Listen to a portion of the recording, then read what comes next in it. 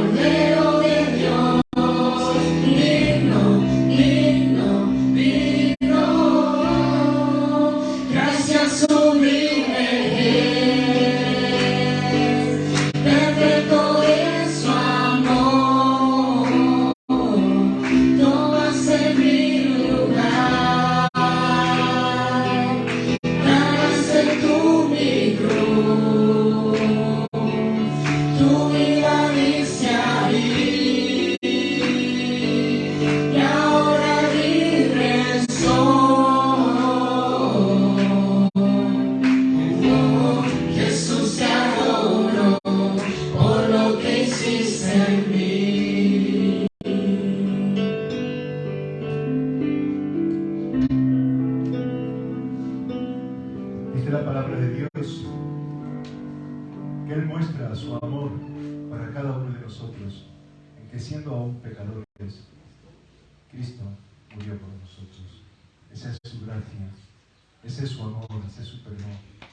Si ustedes tuviéramos algunas oraciones, poniéndonos delante de Él, porque Él es el que restaura, es su gracia la que sana, es su gracia la que nos hace vivir de una forma diferente.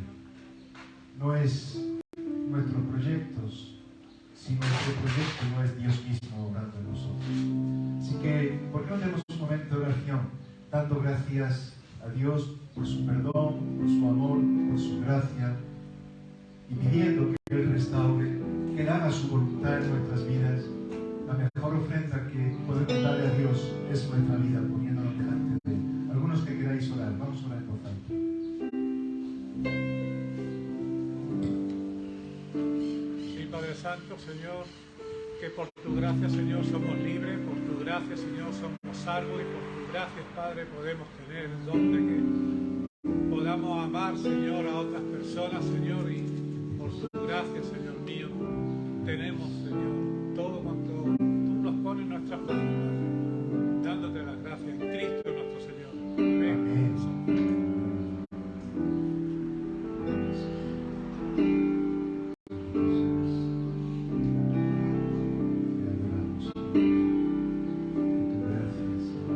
Gracias, Padre, porque nunca vacilaste en entregarse por nosotros. Gracias que aún nosotros, siendo pecadores, tú así mismo se entregó por nosotros. Gracias por ese favor inmerecido. Le damos gracias por su misericordia, que todos los días es nueva para nosotros. Bueno eres tú, Señor, en que no nos paga de acuerdo a nuestras iniquidades, sino que se complace en el amor tuyo por nosotros. Te damos gracias.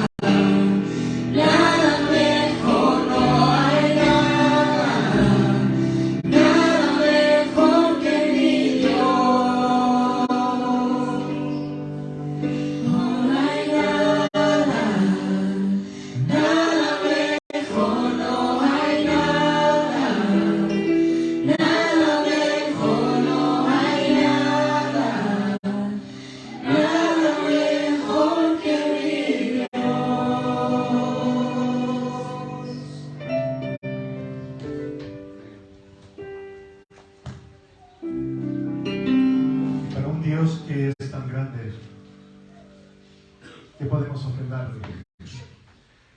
¿Qué podemos poner sobre Dios para decir, mira, con esto Dios tiene más o es mejor? En realidad, tenemos que insistir que cuando ponemos nuestra vida delante de Él, no es para simplemente que Dios sea más grande. Engrandecemos a Dios cuando le amamos porque Él se goza. Engrandecemos a Dios cuando somos fieles porque Él se goza. Engrandecemos a Dios cuando le pedimos perdón por nuestros pecados y Él nos da libertad y Él se goza. Y la Biblia dice que el gozo del Señor es nuestra fortaleza.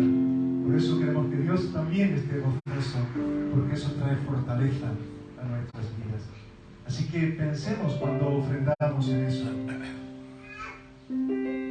Responsabilidad delante de Dios en obediencia y en entrega. Le pido a Karina que ella nos ayude a recoger las ofrendas, que dé gracias.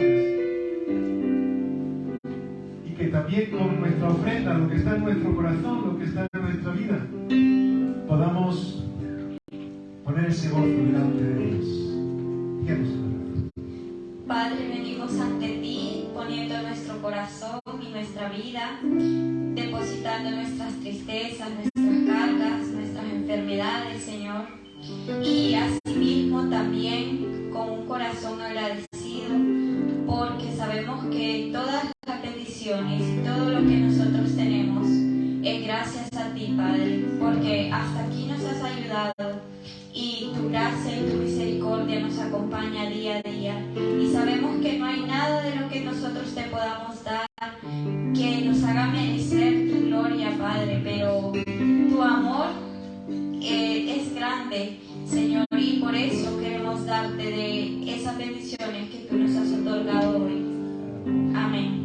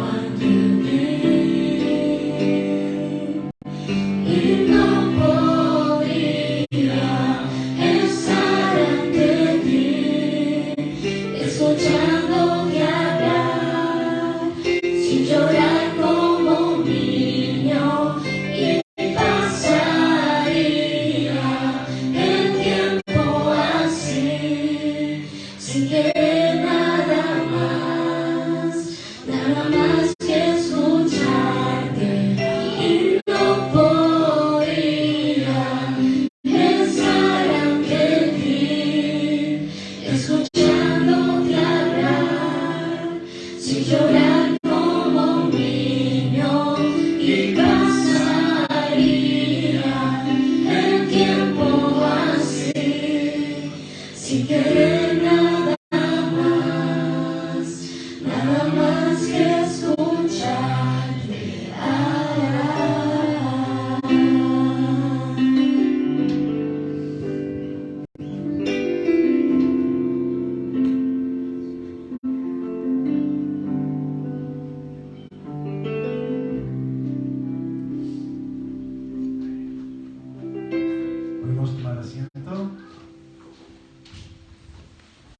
pasan también a su clase.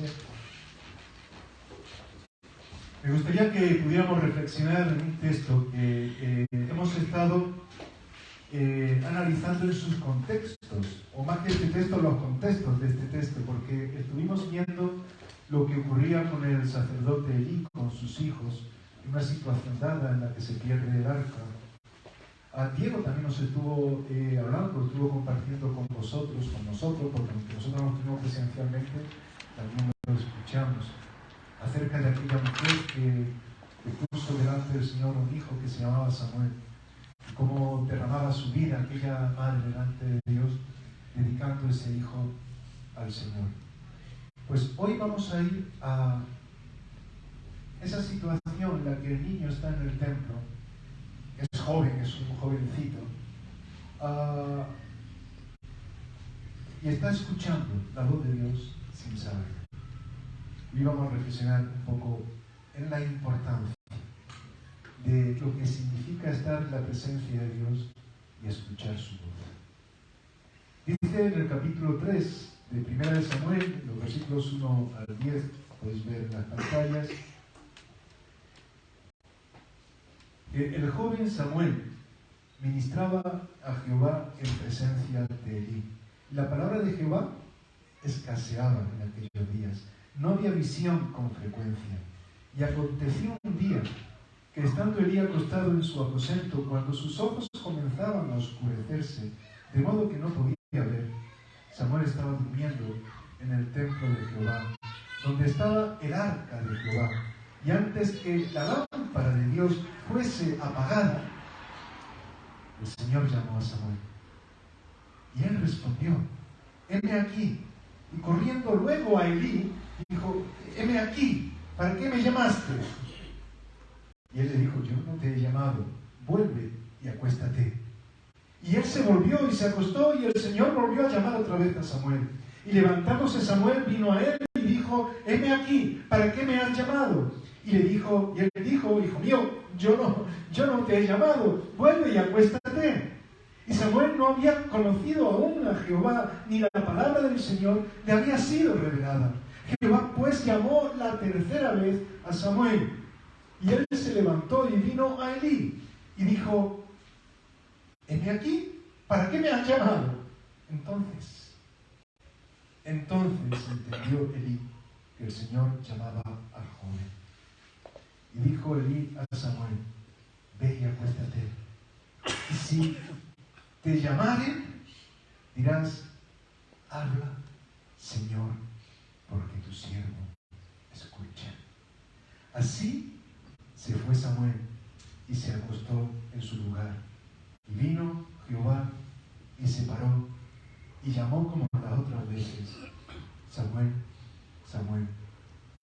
Entonces Samuel dijo: habla, porque tu siervo. Señor, queremos pedirte que nos ayudes a entender tu palabra. Queremos pedirte que tú produzcas en nosotros ese deseo de estar dispuestos a escucharte para hacer tu voluntad.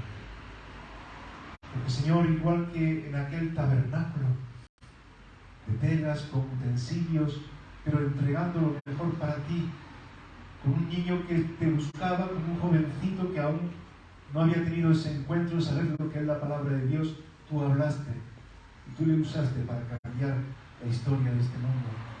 Señor, sabemos que hemos de escuchar tu palabra de voz, tu palabra, tu voz, para hacer tu voluntad. Y sabemos que tú nos quieres usar para hacer grandes cosas. Y queremos confiar en ello, sabiendo que tu palabra trae esa restauración a nuestras vidas, pero también a este mundo. Háblanos, Señor. En el nombre de Jesús te lo pedimos. Amén. Amén.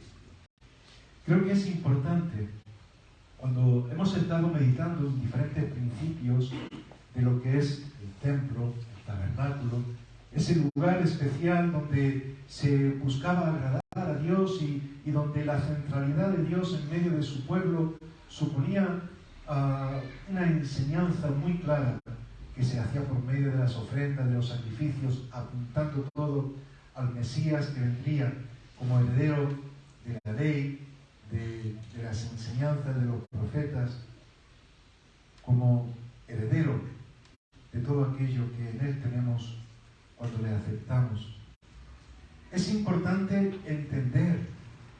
que tenemos que estar ocupándonos en las cosas de Dios. Y ocuparse en las cosas de Dios no es estar simplemente en una iglesia. Elí y sus hijos estaban allí y dice la Escritura que la palabra de Dios que escaseaba. Y estaban en el templo y estaban haciendo sacrificios y vivían en lo que supuestamente era el símbolo de la presencia de Dios. Pero Dios no podía hablarles a ellos. Y Samuel se estaba formando en ese ambiente. Pero Dios le despierta de una forma tremenda. Y es verdad, como vamos a ver, que es en el momento en el cual, por tercera vez, Samuel va a Elí. Dice, Elí, Dios te está llamando. Número 3, que hace referencia a la Trinidad, a ese Dios que obra, a ese Dios que es Padre, que es Hijo, que es Espíritu Santo. Mirad, muchas veces, aunque tengamos, todos tenemos un deseo de agradar a Dios, entiendo, ¿sí o no? Lo que pasa es que a veces queremos hacerlo a nuestra manera. En Ageo, el profeta decía a su pueblo, vuestras casas están como artesonadas, arregladas, pero la casa de Dios está abandonada. ¿Qué significa eso? Es lo que estábamos comentando antes. ¿Qué es lo que Dios necesita realmente? ¿Es que necesita que en su casa haya oro, que haya...? No, lo que Él necesita es que sus hijos estén en su presencia. Porque nosotros somos casa de Dios como iglesia, somos templo de Dios en nuestras vidas, donde está el Espíritu Santo si somos hijos de Dios. Y Dios nos habla y Dios nos usa. Y lo que es importante es que eso sea así y que no sea una pantomima, que no sea una cosa irreal, que no sea algo religioso y que no lo estemos viviendo.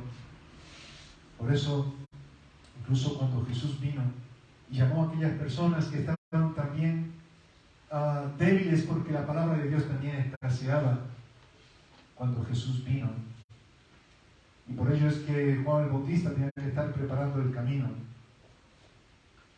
En Mateo 6:23 Jesús dijo en esa enseñanza o sermón, como algunos llaman, de la montaña, buscar primeramente ¿qué? El reino de Dios y su justicia, y todo lo demás lo tendréis por añadidura. ¿Amén? ¿Lo creemos? ¿Lo creemos de verdad? Pero tenemos que buscar su reino y tenemos que buscarlo en coherencia a lo que Dios nos pide, no las voces de otras personas. Muchas veces vamos corriendo a Elí. Elí, ¿qué quiere? Me está llamando y es Dios que nos está llamando. Tenemos que aprender a reconocer cuál es la voluntad de Dios, cuál es la voz de Dios.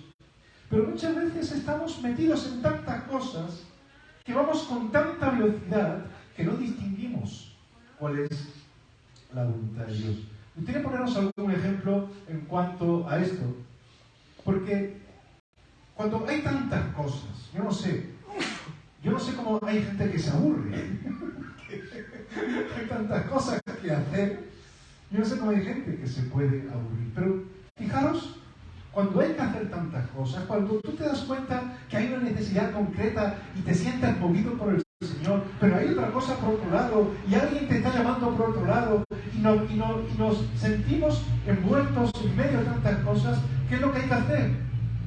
Priorizar, ¿no? ¿Cómo priorizamos? ¿Qué es lo que ponemos? ¿Qué escala ponemos en las cosas? Evidentemente yo siempre digo, porque muchas veces esa prioridad yo la he escuchado con cierta frecuencia. Primero, ¿qué? Dios. Segundo, la familia. Y tercero, la iglesia. Esa enseñanza es algo que por todo el mundo se ha hecho, porque claro, lo sabéis todos. No hemos hablado de eso, yo no he comentado nada, pero yo lo he escuchado ya también hace muchos años. Primero Dios, luego la familia, luego la iglesia. ¿Qué es lo que ocurre? Que muchas veces esto no lo entendemos bien.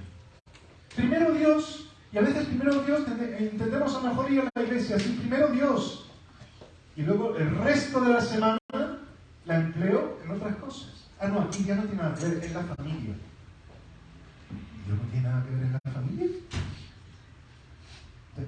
Dios y luego la familia. Claro, estamos priorizando, pero claro, no estamos hablando simplemente de decir, bueno, es que necesitamos tener un tiempo de ocio. Claro que sí, pero Dios quiere estar en medio de todo eso. Es decir, Él quiere sentir que tú disfrutas, que tú eres feliz, que tú estás viviendo en todo aquello que Él te ha dado, pero que cuando te encuentras en la disyuntiva de decidir algo, donde Dios te está pidiendo una cosa y por otro lado tienes el obstáculo, la tentación o aquello que te quiere desplazar de lo que es la voluntad de Dios, tienes que saber priorizar. Y Dios tiene que estar siempre ahí. Es evidente. Hay personas que muchas veces, es verdad que no tienen tiempo para Dios, que ponen muchas cosas delante y por eso decimos, no, primero Dios. Pero Dios tendría que estar en todo. Es verdad que en esas prioridades hemos de pensar en la familia, viviendo las cosas de Dios. Hemos de pensar en la iglesia. Yo soy, porque entiendo que es el proyecto de Dios en la Biblia, pues como diría yo, un cristiano muy convencido, y desde que me convertí ha sido así, ha sido mi vida, de que es importante vivir a Dios también como proyecto, no solamente de familia, sino de iglesia. La iglesia es fundamental en nuestras vidas, porque es el proyecto de Dios. Y de ahí se tiene que desarrollar e impulsar todo lo demás. Pero la verdad es que muchas veces somos empujados por mil cosas. Hoy que estamos con los ordenadores, con el correo electrónico, con que nos llegan WhatsApp por todos lados. A veces hablo con algún compañero y me dice, mira Juan Manuel, es que me llegan 500 mensajes al día, no me da tiempo. Bueno, tenemos que saber vivir en este mundo, pero dejando que Dios tome lugar en medio de todo ello.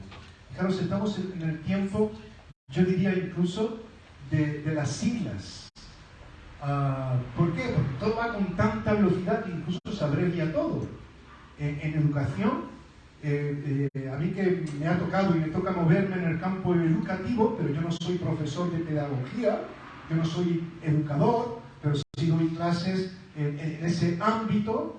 Me encuentro con muchas personas que te hablan, bueno, es que el TIC y el AVPF y el... ¿De qué están hablando? Claro, para ellos es algo súper normal, porque son las siglas para hablar de una serie de términos que son más amplios y así los resumen rápidamente. Vosotros conocéis mucho, ¿no? Incluso en España, cuando uno llega a España, seguramente se encontrará un poco raro, ¿no? Cuando se escucha hablar del CEPE, el INEM, tanto, esos son siglas que los que vienen de fuera me imaginan, ¿eso qué es? ¿Eso qué es? Y así nos movemos, podríamos mencionar, incluso como decía, en el mundo educativo, la FP, la PAN, el APA o el IES, el Instituto de Enseñanza, podríamos hablar de muchas cosas así. Pero la verdad es que tendemos a lo fácil, por eso abreviamos. Y muchas veces pienso, ¿estaremos abreviando las cosas de Dios empujados por el mundo? No sé si... Cuando esto es así, ¿sabéis qué pasa? Que nos metemos en tantas cosas que de hecho hoy día los psicólogos hablan de este término, que es un término que ya existía, pero hoy, por todo lo que hay, se menciona bastante, que es procrastinar. ¿Y qué es procrastinar? ¿Qué es esta palabra tan rara? Pues algo que los psicólogos están tratando. Porque ¿qué ocurre? Que muchas personas dejan todo siempre, como tantas cosas, para el último momento. No estoy pensando en los exámenes y en el estudiante y todo eso. Pero lo dejan todo para el último momento. ¿Y qué pasa? Que llega el momento, se te juntan varias cosas, llega un imprevisto, ¿y qué pasa? Estás con una ansiedad que no puedes más y ¡buah! Y los psicólogos tienen que hablar de esto. Cuidado con dejarlo todo para el último momento. Tenemos que saber ordenar las cosas. Y sobre todo cuando hablamos, en este caso, yo quiero hacer la aplicación como cristianos, tenemos que saber darle cada día al Señor. No dejarlo para el último momento. Porque Dios nos habla hoy. Y Dios quiere hoy, en la situación y en el contexto que estamos, decirnos algo que es importante. Porque todo lo que Dios nos dice es importante. Déjame que os ponga, me acuerdo cuando estudiaba historia, geografía e historia en la universidad, que me tocó una asignatura que era un tanto complicada. Se llamaba paleografía. Claro, los historiadores, para poder investigar los documentos antiguos, tienen que saber algo de paleografía. ¿Qué es la paleografía? Pues la escritura antigua. Claro, los rasgos de la escritura antigua no es como ahora. La grafía, la forma de hacer las letras era muy diferente. Pero me llamaba la atención, y es un ejemplo quizás un poco simple, pero para explicar un poco cómo muchas veces nos podemos ir relajando y no debería de ser así. Cuando se escribían, que no había imprenta además, y todo era a mano y se escribían palabras que luego se tenían que repetir, debajo que se ponía ide, ¿no? Que significa lo mismo. Pero con el tiempo ide también era muy largo. ¿Qué se puso después? Bueno, esa es la parte de ahí. Ide, ¿no? Ide, que significa ide. ¿Y qué se puso después?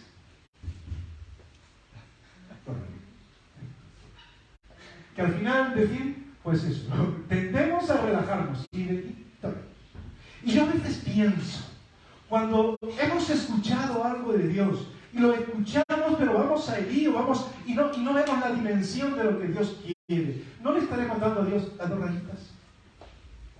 Ya está. Hecho. El mío al inicio. Ya está. O el también. Ya está.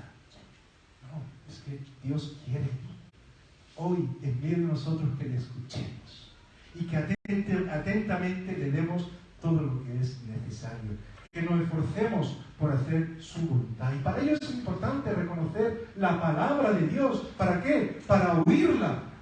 A veces no hay una buena predisposición para escuchar la palabra de Dios, porque quizás hemos escuchado algo que no nos ha gustado. Un día nos dijeron algo y no era lo acertado y alguien nos dijo, mira, que esto es lo que Dios quiere para tu vida. Y no era verdad. Y es verdad que hay que tener cuidado con lo que a veces nos puede decir alguien, pero a veces hay motivos que en realidad tienen que ver con intereses personales. Unos amigos míos de hace muchos años, de recién convertido, bueno, uno de ellos ya está con el Señor, tenía problemas de corazón.